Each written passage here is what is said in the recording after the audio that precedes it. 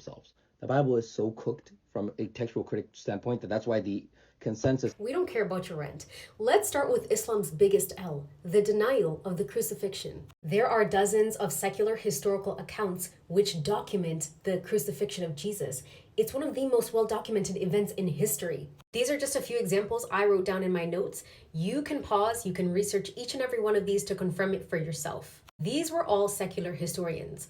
The first one was Roman, the second one was a Jewish man, and the third one was Greek. These secular historical records all justify the Bible's account about the crucifixion of Jesus. If that's not enough, there were over 500 people at the time of Jesus to confirm that yes, he died, yes, he resurrected. But here comes Muhammad, 600 years later, never even met Jesus, never even talked to him, never even knew him. 600 years later, he says, yeah, actually, Jesus wasn't crucified. And he says all this from a cave, with no eyewitnesses. But if the Bible is so corrupt as you claim, why did your God tell your prophet to consult the Torah and the Gospels? Why would your God tell your prophet to go to a corrupted book? I don't care what he was telling him to confirm. Why would he tell him to confirm it from a book that's corrupt? Then you're going to say, oh no, it was changed after. Find me one verse from the Quran that unequivocally says the Torah and the Gospels were corrupted.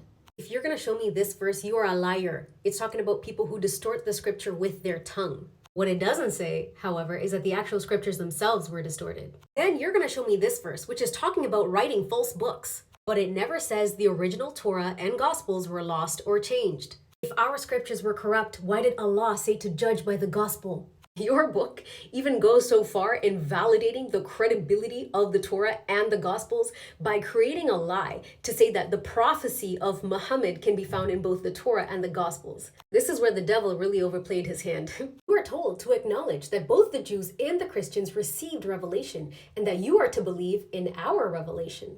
How does one call the Quran the perfect revelation when it fumbles one of the most universally confirmed events in history, the crucifixion? And then y'all double down by denying your book, which literally tells you to believe in ours. You make this entire rant about how the Bible isn't reliable.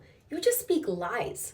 The Dead Sea Scrolls are the greatest archaeological discovery confirming the Bible's reliability. These scrolls were discovered in the mid-20th century and they date all the way back to the 2nd century BCE. These scrolls prove that what we read today matches what was written over 2,000 years ago. So you reject the Bible to believe in a book that tells you sperm comes from a man's backbone?